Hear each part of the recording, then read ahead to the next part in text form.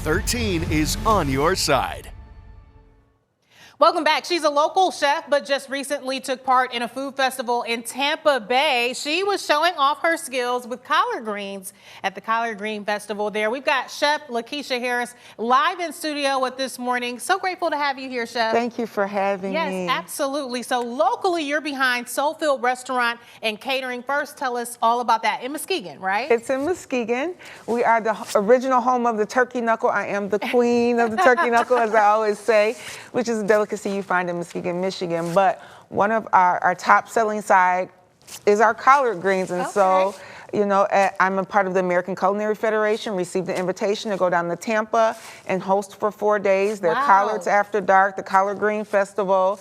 And I was able to take 4 chefs with me from Michigan to the South. So we had 2 James Beard Award winning chefs, the chef Xavier Harmil, who's the king of Jamaican soul, and then Chef Xiomara Mora Rivera, who is a Puerto Rican with African roots and I love that you all were able to take Michigan and represent down south, known for probably the soul food cooking skills, but we have them too. Absolutely. We migrated north, but we originate from the south, and so we just do it with a different flair. Well, I love that you kind of know the history of soul food, particularly collard greens as well. Can you talk about that a little bit in the role that it plays in Black culture as we celebrate Black History Month? Absolutely. So soul food did not even become a cuisine until 1970. Prior to that, through the transatlantic slave trade, we were giving the discarded parts of animals and the things that the plantation owners didn't want, and we made a cuisine out of it.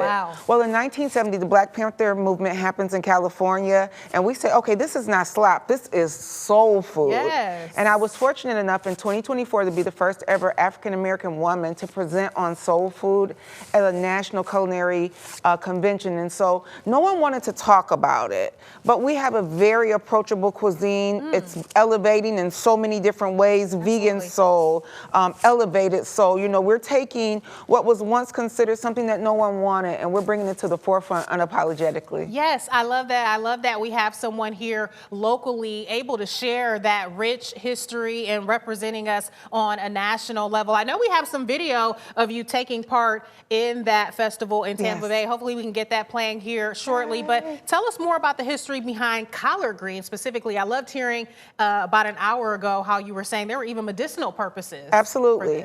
And so in our stem is where we find all the medicinal purposes. And people say that when the African Americans cook collard greens, we cook out all of the nutrients. That's not necessarily true, because we use that pot liquor for so much. We use it with our children. We use it for medicinal purposes. You can put it in your ears. You can use it for a cold. You can use it for constipation.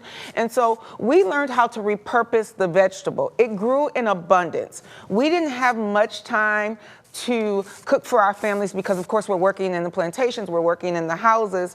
And so this is something that the slaves would put on early in the morning. And when they would come from working in the fields, they would then eat the collard greens, and it's made in so many different ways. You see smoked turkey, you see ham hock, you see salt pork. You know, we use turkey knuckles in our collard greens. That sounds perfect for that. Of course, this is a staple meal that I have every Thanksgiving. So I love hearing the history behind it. Okay, you're gonna help folks who maybe are not so familiar with preparing collard greens. What does this process look like? Because I know for us, Thanksgiving Day, we're taking out the stems, we're having to wash them. It's a process. It is a process. I don't know why my grandmother started on Thursday to get collard greens on Sunday. I'll never understand that. It doesn't take that long, but you take out this stem. And if you're not going to use this stem right now, save it for later. Save it. Yeah, now I'm knowing it's got some healthy benefits. Put it in the freezer bags for 6 months. It's good, and you can use it for whatever the purpose. I make what I call a collard green burrito. So after I take out the stem, I roll my greens into a burrito, so to speak. And then I cut them very thin. This helps them to cook faster. It does not take all day. I think our grandmothers took pride and they had the time. Absolutely. Modern day society, absolutely not. You know what? I was just talking about that because, as I said, we have collard greens for Thanksgiving and other times of the year too, but I've actually resorted to cooking kale in the same style because it cooks quicker. But I love getting this tip of, hey, you don't have to start 2 days before. Nope.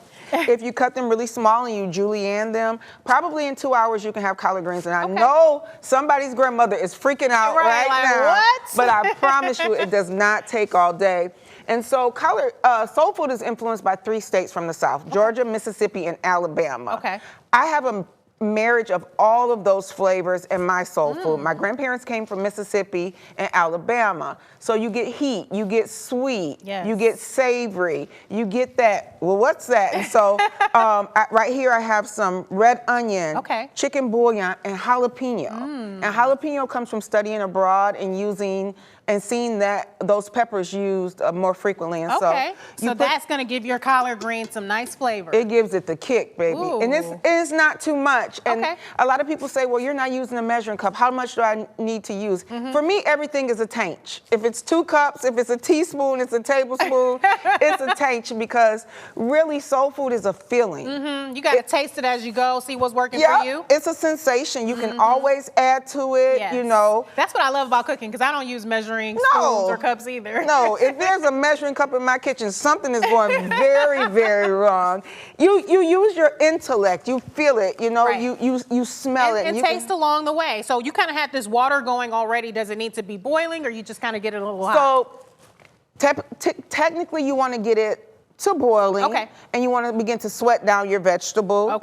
And we're kind of, you know, for the sake of television, moving a little fast, and so we put our collard greens in there. But here's something else that I like to do with my collard greens that makes them stand out. I mix cabbage with the collard greens. That's different. It gives it a nice texture, and you don't have to add a lot of water, because there's so much water that will come from the head of cabbage that it will help to add to that it. to the it gives it texture. So you don't want a crunchy collard, absolutely not. But it gives it a different type of feel, a type of flavor that we have seen people love and enjoy and say, what is that? And it's cabbage that makes the difference. I like that. Of course, right here we have some turkey knuckles. Now you can only get these in Muskegon, Michigan. All right now. And you got to get them from Soulfield. They're the best there. I love that this is a Muskegon specialty. Absolutely, and I never water that down. I am from Muskegon. If you don't know where Muskegon is, after you taste my turkey knuckles, you'll be coming on a flight to Muskegon. You'll be back. Yeah. And so, you know, we see ham hock, we see salt pork, we see but we're going to do turkey knuckles because we love the ski. Yes. And then just adding some water. Right, and the chicken bouillon base and the water gives you that chicken broth. So some people will pour chicken broth. It's the same thing. Yep. Absolutely. A little Lowry seasoning salt, because in every black kitchen there's some Lowry seasoning salt. So we're gonna do some Lowry seasoning salt, and we're gonna do a little bit of sugar.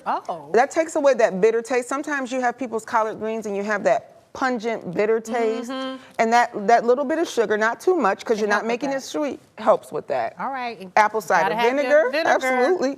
If I could, oh Lord have mercy. Probably with the gloves on. Oh, here we are, there we are. So we're just gonna add a tank. How much is a tank? I don't know.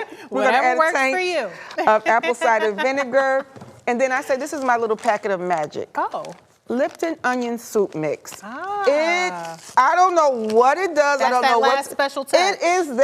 There's something in here that came from the heavens that I put in my food, and we just mix that right in there. Yes, I'm already smelling some really goodness coming from this pot. And everyone will say, well, you know, she didn't use red pepper flake, or she didn't use this, or she didn't use that. I have seen that. But, you know, everyone's recipe is just slightly different, Absolutely. just a little bit off, and they all end up tasting so good.